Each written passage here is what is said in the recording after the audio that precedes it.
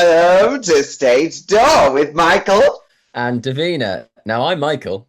And I'm Divina. And we're going to be meeting lots of exciting and interesting people from across the theatrical world. Yes, I felt like singing that today. Very excitingly today, Divina, we are going to Stage Doors to meet all of your favourite theatre stars. Oh, yes, we are. And we're getting all the news and gossip from what's happening in the theatre world and with them to try and get to know them a little bit and how they got where they are. Today we are with triple threat, dancer, actor and singer, Wade Lewin. Welcome to Stage Door. Yes, the crowd is going wild. I love that. Big yourself up. Why not? I love that. Why not? Why not? How are you? I'm good. I am very tired, but I'm very good though. Yeah, it's been a busy time to be fair. But no, I'm good though. It's happy days. The weather's nice. I'm in London. Can't complain. So what's been cooking to make you so tired? Well, at the minute we've just opened. We actually had the press night official opening on the 2nd of June. So last Tuesday was that? Yeah. It's all very blurred for Warhorse. So that's the current show that I'm doing at the minute. It's just returned back to the National Theatre in the Olivier Theatre. Yeah, 'cause if you didn't know, the National Theatre has 3 theatres inside it. Like, why not? Massive. It's amazing. Yeah, exactly. So yeah, we just opened with Warhorse. We're doing that through till the end of August. I'm still teaching on Sundays, which is my day off. So I've been with my stagecoach kids. We're doing School of Rock at the minute.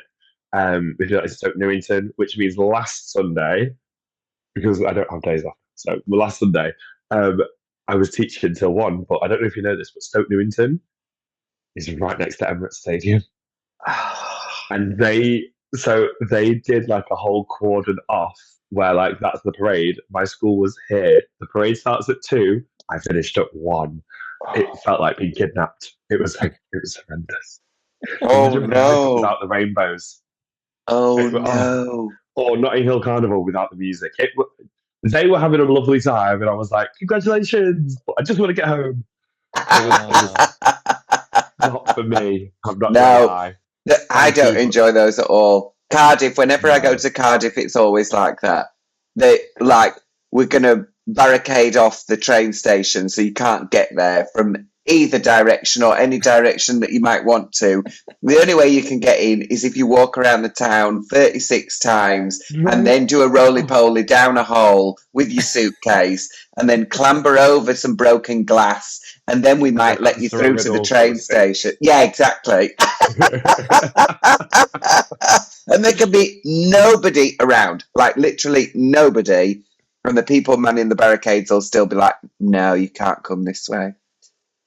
I digress slightly, but just because we mentioned football, I'll tell you one funny thing to growing up, I used to do my head in, but I found a really good loophole. So a little PSA for anyone who gets a question about football. So I'm from Manchester and Old Trafford more specifically. So wherever people are like, oh, are you from Manchester, Old Trafford? Oh, what football team do you support? I'm not into football. It's not an acceptable answer, it turns out. What do you mean? No, well, what do you do? However, loophole for those you 30 kids out there who aren't into football, who need it. Just go, boys, a basketball.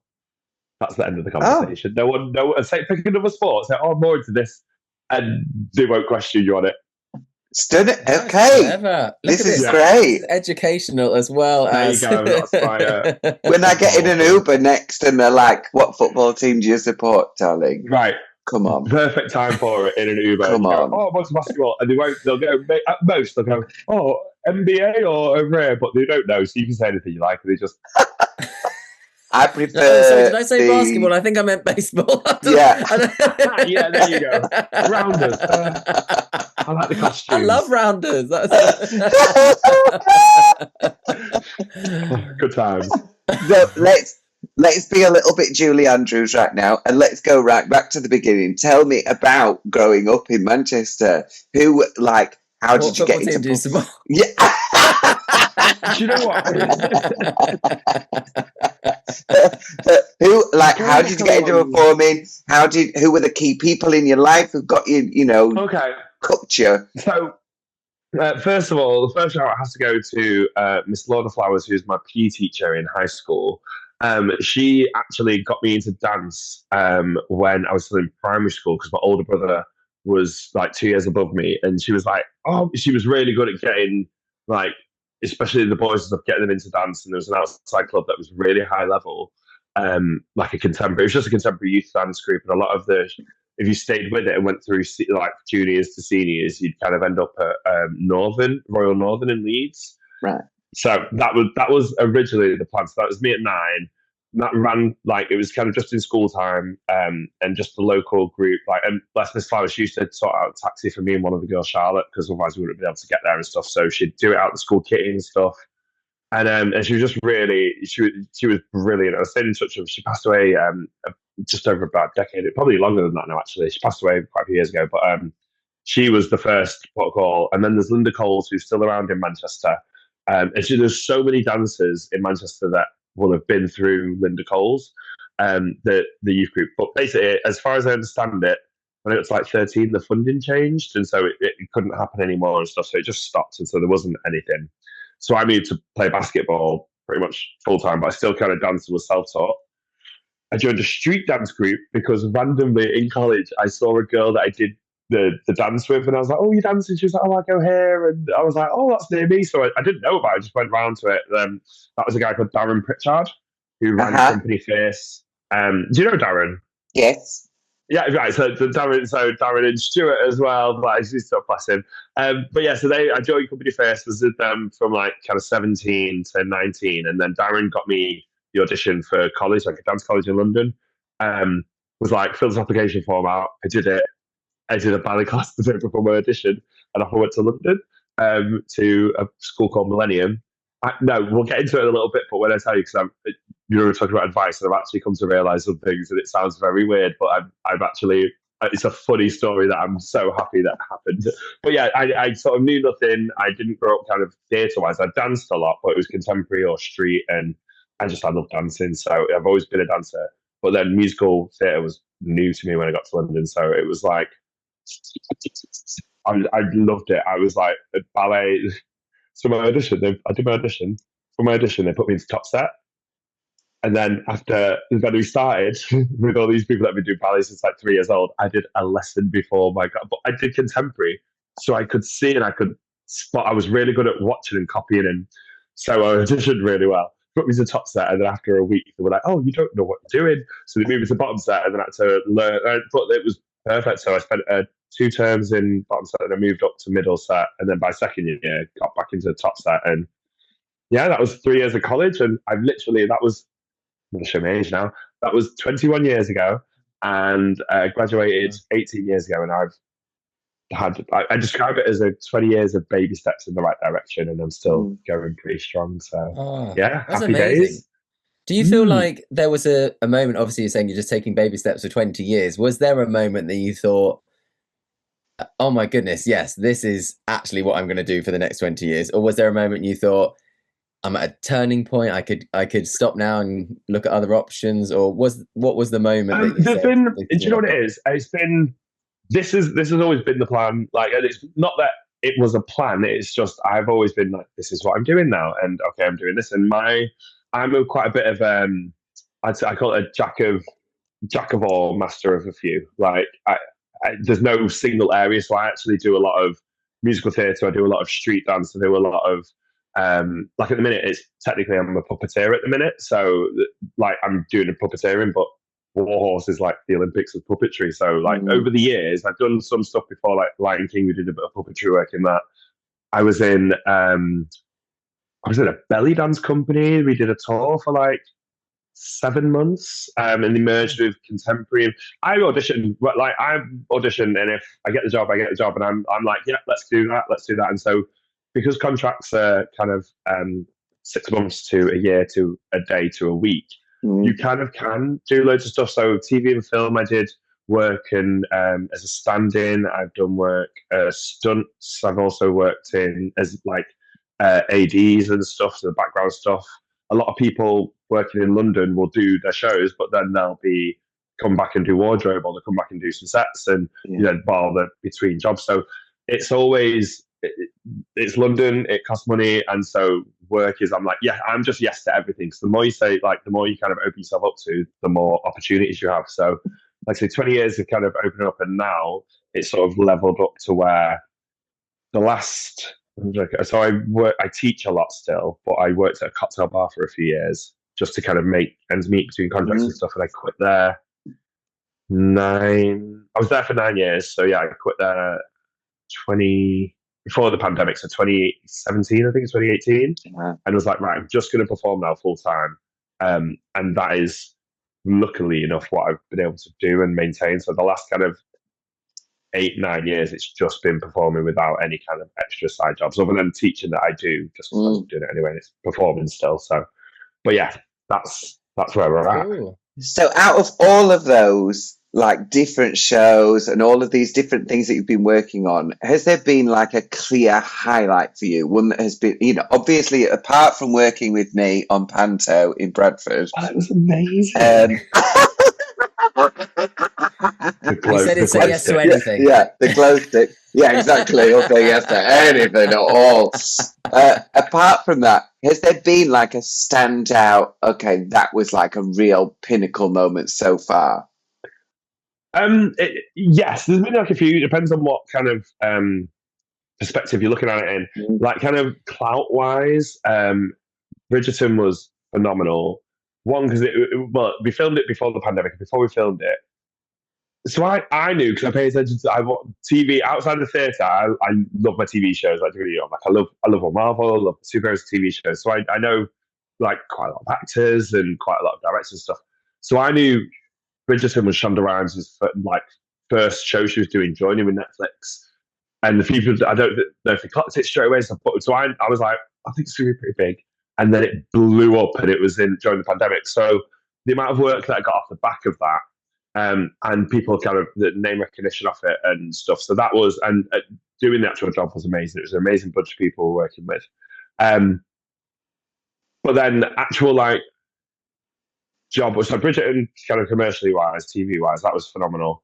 Lion King, because I was fresh out of college, I was my own agent, self-represented. So it was a year and a half out of college. I got the job, and I was taking over from someone who was injured. So they gave me, normally you get 6 weeks to learn a show, maybe 8 weeks if you swing, 7 days. I started rehearsals on a Thursday. Next Thursday, I was on stage in front of 2,000 people, like, yeah. And I was, like I say, I was my own agent. So I did it all myself, and just, it was kind of, it was really kind of almost like you didn't really realize what was happening because it all snowballed so fast. But yeah, that was a massive highlight. And then right now, I've got to say it's a highlight doing Warhorse at the Olivier Theatre. It's the National Theatre's highest grossing, like their top rated show and stuff. And it's the first time it's been back there in 19 years. And I'm just having the time of my life, like feeling like I'm learning all these new skills 20 years into my career. That I'm just like, oh, okay. That's amazing. So for those that don't know, tell us the story of Warhorse and then what role you play in it. So Warhorse is based on a book, and the book's perspective is told from the two horses. So you've got Joey and Topthorn, but it's a story set in the First World War, and it follows a character called Albert who lives on a farm with his family, and they buy a horse that he brings up. I don't know too many spoilers away, but basically the horse goes off to war. Albert goes to find his horse, and so it's pretty much like you go into the war, and it tells the story because you're following the horse. It just gives such a real unique perspective to it. But the way that the show works, so the horses are done by puppeters. Two main horses. There's Joey, who's like the lead, and Topthorn, who's also one of the main horses in it. And basically the horses work. There's 3 puppeteers. So there's a head, a heart, and a hind. I'm on the head because I can't fit into the 2 others because they're inside the horse. But for those of you, if you haven't seen how it works, I don't know, it's too much of a tight squeeze. But yeah, we've got my horse, we've got myself, Nico, and Sam. We've got the gay horse, it's awesome. And so we're in there, and the way it works with Warhorse, you get there's 4 tracks because it's too physically demanding to do the same, like the horse, 8 shows a week. So you do 2 shows in Joey, generally 2 shows in Joey, 2 shows in Topthorn, and then you'll have 2 swing tracks. So we've got doing one show, we've got 4 different tracks to learn, and you do all of them like in the week multiple times. So that's what I mean. At the minute, my brain's just like very horsified. So how does that work? If you take a day off, say if you've got a holiday or whatever, how does that work? Sorry, what? Okay, that's how it works, is it? No, it does. This has got quite a good setup actually. So, for example, I'm going to Manchester in a little bit because I've got a funeral. So I won't be there on one of the days. But the way that the tracks are split up for Warhorse, you have your 2 horse tracks, you've got your 2 ensemble tracks. One of the ensemble tracks has a lot of stuff that you're doing in the ensemble. One of them, like purposely, has very little in it. So one, you get to have a little bit of a rest. But 2, if anyone's not there, you can then cut that track and have someone go in. So you're sort of covered round. So far, it's always short run. I think we've had one of the days, our heart. And I think it was like in the first week as well, our heart had to go in to join one of the other horse teams because there were a person down and the way the logistics worked then. So it was great for him because we were like, this is actually great because we're the new ones. All 3 of the other horses are all have done the show before. So for us to like kind of learn from the others has been amazing. But that's how it works basically. Yeah. So you'll swing in. Yeah. And without ruining the effects then, how much movement do you have as each part of the horse? Obviously, you said that the head, the heart, and the hind are inside, whereas I'm outside. So the way the horse works, have you seen those YouTube clips? Have you ever seen the ones with the dinosaur when you see the person's legs and like sort of running, but it looks like a dinosaur? That's the budget you've got for this, is it? Same. No. That's no. Yeah, they just say that. It's bought them off Amazon. However, the actual company, it's called the Handspring Company, and they're amazing. They've been over Basel and Asia, and they're amazing.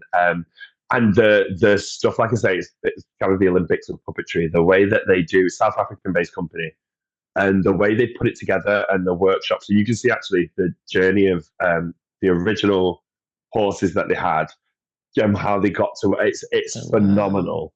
But the way the horse works, it's so it works like a proper, all the joints and everything. But basically, the hind will operate the back legs, the tail. The heart will have the 2 front legs, but they work on different mechanisms, so they work slightly different than the back legs. So it gives you a lot more range. So you can stamp a lot more with the front legs. You can turn and go to the side with the front legs. You also, the way the cage is, it shows that you can breathe from there as well. So it really brings the horse to life. So it's like when you're watching it, like my partner, when he came to the premiere, he was like, "No, I was really watching you." But then after 5 minutes, you just stop watching it. Like you see the horse. So I've got the head. So the neck's got quite a few different parts, like joints where it will move. And then I've also got this stick that attaches down, and it uses triggers for the ears. So the ears work independently and everything. So you can really, it comes to life, and we can do things like rears, and we have to articulate the horse. So I thought it was on a soundtrack, and a lot of people think it's done on a soundtrack. It's not. It's the 3 puppeteers. We've got our microphones, and we speak horse. So we'll be like giving it, and speaking horse. So there's all different types of noises we have to make and stuff. And it's honestly, you learn. So it's sort of like being when I was first in college and stuff, and musical theatre was new. So it was all. This has been the same. Like there's just so much knowledge and so many people around to get the knowledge from who really kind of know their craft and stuff. Amazing. Like Divina with drag. Yeah. Around forever. How rude. Well, I think we should play a game now. Yes. Yes. Let's do it. You've got 30 seconds, and we want you to name as many musical theatre songs in that time as you can. Okay? Is there any show in particular, or? No, anything you like. If you wanted to do the whole of Les Mis, you could. Yeah. Just the song titles. Well, we're going to go Buffy to start with, Buffy the Musical episode, because that's what I've had on the soundtrack. Oh. I know. After we've lost Giles as well. I know. Season 6, that's been on my soundtrack. That's the one. All right, ready? Okay, go for Steady, go. Once More We're Feeling, Standing. Let's go. Something in the Park with George. Have you stopped it? Oh, I've stopped it. How have I done this? Devastating. Wait, no, it's. Oh, I've ruined it. We'll have to go Right. down. Oh, I've ruined it. frozen as everyone. well. We're gonna. I pressed. Get it to 5 know what I seconds and we'll did? carry on. Well, okay. Well, can't- just don't Oh yeah, do it I for the see what first you mean. I 5 see what you mean. I've got it. I'm trying You've to move got the 3, clock. don't worry. You don't have to say Ready. those ones again. Okay, ready, steady, go. My shot. Sunday in the Park with George, Aida, Moment in the Woods. My brain's going party. What else? I've got a theory. I'll never tell. What else? There's I'm gonna do your spell. Rest in peace. Dawn's Lament. Oh, Done. right. That's 13. themed. Go for it. I mean, some of those I'm not sure which show they were from, but I know it was all Buffy with a few others sprinkled Yeah. in. Just a bit of Buffy with Bit Sunday in the Hamilton. Park with George. Why not? I think Sunday in the Park with George was It's just a twice, musical. but it's fine. We do love that. Sure, it's because it's Sunday and I've been in the park today. I don't know George for the reference. We'll call you but- George now. So moving forward, obviously, I know you've only just started in Warhorse, but what's a dream one day, a role to play? I would a dream role to play. Well, I would love to go into. Let's see. I want Warhorse is coming back. Hopefully, well, it will come back at some point because it's over 20 years to come back. So I'd love to go to that. Shows I'd love to go into. I'd very happily go into Prada. I kind of want to. At the minute, we would say I would be happy to transition out of more dancey stuff. I think just because of like my age, it gets to the point where like I'm loving the physicality of Warhorse, but I'm actually quite happy that I'm not kind of full out dancing and kicking my legs. Like as much as I'm happy to do it and will do for a paycheck, and I still love the teaching and stuff. I'm kind of like I've just turned 40 this year, and I quite like being on stage, but without having to kind of go full out with the dance routines. But so we'll see. The ideal job would be Warhorse, I think, going on a year contract if that did. Or even actually Jafar. I'd love to do Jafar. Ooh. That I think I'd be I'd love to do a Jafar role or a villain. After doing Panto and I played the Gothel in Panto, which again loved doing my dancing, but I just mean like how the other time we're going like 10 numbers in a show. I'm like, okay, I'm tired. But doing like something where you've got a number with all the back A stationary villain. Yes, just if you can push me around on stage, That comes up through the floor and then down again. That's it. Oh, brilliant! If you can get a revolving stage, I'll sit in a chair. I'll do the Samuel L. Jackson. Get me in a chair and I'll do it. No, I jest. But no, I would love to do kind of a villainy or kind of a supporting lead role. And I don't really want the lead role. Like I'll say yes to it, but I think that the kind of charactery supporty roles you can really kind of. I love getting to chew teeth on those. So I think I'd go for one of those. Yeah, Wow. quite often, like the hero or the female, protagonist is a bit boring. What? Yeah, no, that's literally Panto 101. Like they're just there to facilitate the story, and that's like that's kind of what I got. Nothing wrong with facilitating the story, guys. Prince Michael over here. Oh, you make such a good prince, though. But you've got like in Warhorse, one of the puppetry, there's the swallows, there's the horses, there's a lot of different things that are puppeted. But one of everyone's favourite usually is the goose. Everyone loves the goose. The goose gets his own bow. The goose gets one of the biggest cheers. The goose is only on stage for like maybe 3 minutes. But the goose is everyone loves the goose, and like Just a silly goose. It's brilliant. Yeah, it's just a goose. I'm not telling you why. You have to see the show if you want to know why the goose is so amazing. I can't believe I have not seen Warhorse. I need now that I've interviewed you as well. I feel like it's going to be a must. Davina, we have to. Yeah, we're gonna go 100%. Yeah, I the stage in the setting is a whole like experience. And so the recommended age is 10, but we did the show yesterday and I was on for Joey and I could see they must have been like 5 and 7. But when I tell you, there's one bit in the start of the second half where there's a bit of French and they say, just me on bloody, and they say a swear word. And these little kids were like, they were howling. It was brilliant. I was like, yeah, good on you. My nephew's going to love it as well. Because it was the best music. Yeah, no, it is a fantastic show. Anyone who's not seen it, or even anyone who has, is that, like, even if you think kind of, oh no, I don't really get emotion, it packs an emotional punch. I have to concentrate to ignore some of the actions sometimes, because otherwise I'm like, yeah, it's hard. I'm not supposed to be crying. Yeah, you have to. It's strange on stage, isn't it, when that happens? You have to kind of put almost like a fourth wall between you and the other person on stage as well, because otherwise you're getting sucked into it. I find so much of the time that I don't say my lines because I'm just too busy watching them going, God, they're amazing, aren't they? Aren't they amazing? Well, I'm in rehearsals at the minute and I'm like, God, they're brilliant. And then everybody stops and they look at me and I go, oh, it's me, isn't it? So sorry. Yeah. I was just watching how brilliant you all are. Here's what you'd really struggle with. We've got there's one of the scenes in the first half. We've got like 5 freezes, and they sort of vary from like 10 seconds to 2 minutes. Oh, yeah, not 2 minutes. Oh, yeah, that's a lot. So you're having a great time right now. I want to know if there is one thing in the industry that you could change, what would that be? One thing I hadn't answered this before. Let me think what it is. Oh, yeah, like, okay. Probably I'm going to go into more than one thing, but can I give you 2 things?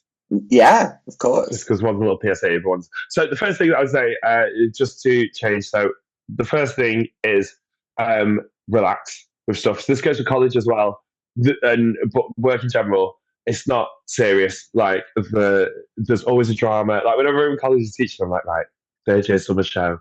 There's always like, why is she in this and this and then you finish the show and no one even remembers or cares. Every contract you do, there's always some drama with someone somewhere, something like that. And it gets very like, it's the world that you're in at that time. And then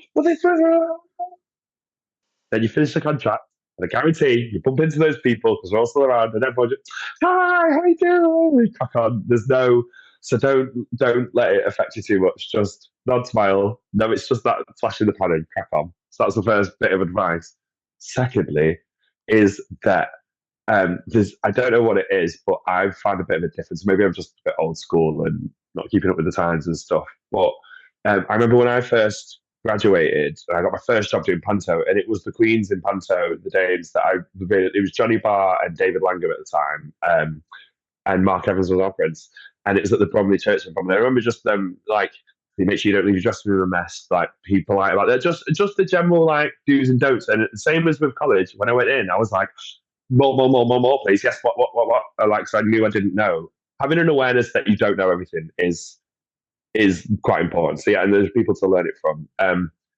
Because I think it's a shame and it's a bit tragic when really talented people are graduating. And I think that there's a danger if you're amazingly talented when you graduate, that you'll go into a show and you'll do the job really well, but there's so much more to working in theatre than that. There's being part of a team. There's learning all the etiquette and stuff that you need to do. So learn from your peers and don't doss off on stage. Like, stage is where you actually train to get better, whether you're in the background scene or the main character. In fact, more so when you're a background scene. Like, main characters are stuck with, this is how you do it. Like, more so than they're more structured and it's got to be this for your cues, for this. Background, you kind of get left to do it. So like, I remember in Ghost, I had a policeman was my first character. And sometimes it was a jolly like, all right, policeman. Sometimes it was very intimidating. Sometimes it was a bit just lazy and tired. I'd literally say to someone, give me an emotion, and I'd change it up. And that was a subway character. I'm just on the subway, just in the background. But sometimes I was drunk. Sometimes I was nervous. Sometimes I was a bit shifty. Like, learn your craft. And yeah, so that's my advice, is kind of keep at it. Because that's great. Yes, not just when you got people in watching you, it's all the time. So yeah. We've all worked with those people. Yeah, if they've got someone in watching them, if they're on for the lead, the speeches the next day, people on for their leads. Like, I just watched you the day before, messing around and for not bothering and trying out stuff and then you're on for the lead and you come into. I'm so on. Ever since college, I've dreamed of it. All right, Sharon, change names to protect identities. Obviously, Yeah. I've never worked with a Sharon. Thank you so much, Wade. I've got one final question for you. Do you have any rituals or anything before you go on stage? Like, is there a routine that you have, or do the three parts of the horse have to all get together and sort of do a bonding thing, or is there anything like that you've sort of created to get you on stage feeling the most comfortable? Yeah, but really, it's really nice being working at the National. There's certain things that I've learned from there. So where the dress rooms are, you can see so Dangerously, those dress rooms at the bottom. We were on the third floor, and there's in this big square. So whenever it's the opening show, everyone always bangs on the windows and, and it's all giving a good look and everything like that. So that's I love doing that stuff. I love panto traditions. However, PSA muck-up matinees are the last day of the matinee, not the last 2 weeks of shows. Just FYI. So they're good traditions. I love all the general theatre go-tos. For me personally, I've got a fun tradition. Whenever I do panto, my mum usually always comes and picks me up. She'll book a ticket for just before Christmas Eve usually, and we'll drive back to wherever I am, to Manchester, and have Christmas in Manchester. We did that. We try and do that most years if I'm doing panto. That's probably one of the traditions that I love, actually, because it's just me and her, and we have a good old chat and a chin wag and catch up in a girly goss. Yeah. I love that. That is so nice. Yeah, that's my favourite one. Oh, amazing. Well, we do have a final little game just before we do let you go. I'm going to sing a line of a song, and then you have to sing the next line. Okay. And I'm thinking this probably isn't a song you've sung on stage, but you should know it from your last contract. Oh, okay. Yeah. I picked up your shirts this morning. Oh, I know exactly the bit. I can do the action of the dance. Oh, can you tell that I had PTSD and blocked themselves out? I know, literally, there's a couch here, and Rebecca Lowings, it's Ghost Musical, and it's Molly, and she is phenomenal. She's actually, I believe, on a world tour. She's playing Alphabet at the minute. So our Molly is off doing Alphabet. If you said you don't know, that is the next line. I don't know why. I don't know why. It is, I don't know why. Oh, she's I literally can see her right, and she sits on. This was the saying. She sits on the couch. I pushed on the. Oh, that was your leg then. I was like, wow. And could you imagine? No, did you not hear the part about being 40? I'm 6'5", so my 90 or just under 90 is most people's 170. So I'll be there in an audition. Everyone will be like, boom, and all our foots at the same thing, so I just blend. Yeah, I could go higher, but I'm just trying to fit in. I could, but I don't want to. Do you know what I mean? I've got to be nice. Leave them a chance. That's what it is. Amazing. Kind, yeah. No, it's great control. You're either really right for something or really wrong for something straight off the bat. So that's so great. You're our second 6'5" guest. This is we're upping the height bracket on our pod. Yeah. Unlike I love it. me, who is a very small person. So, Wade, baby, where can everybody find you online? So I am. Hold on, let me make sure, because if I give you my old Instas, because they got hacked and stuff. But I'm on Instagram. That's my main one, so I go for that one, and it is Wade Lewin 86, I believe. So that's Wade Lewin 86, because as I said, I'm 40 this year. So that's 1986. But yeah, I'm on there. That's my main one to use. You can reach out. All my kind of performing stuff's on there. Amazing and all that stuff. I need to update it, actually. It says currently playing Orlando in Ghost Musical. That's not true. That's old. It's a few jobs ago. Yeah, that was going to get mentioned. I'll do that now. We're going to try and come and see you in Warhorse, and you've been an absolute superstar. Thank you so much for joining us at Stage Door. And for those of you listening, don't forget to like, share, and subscribe. We'll see you again. See you again. Bye. Bye, guys.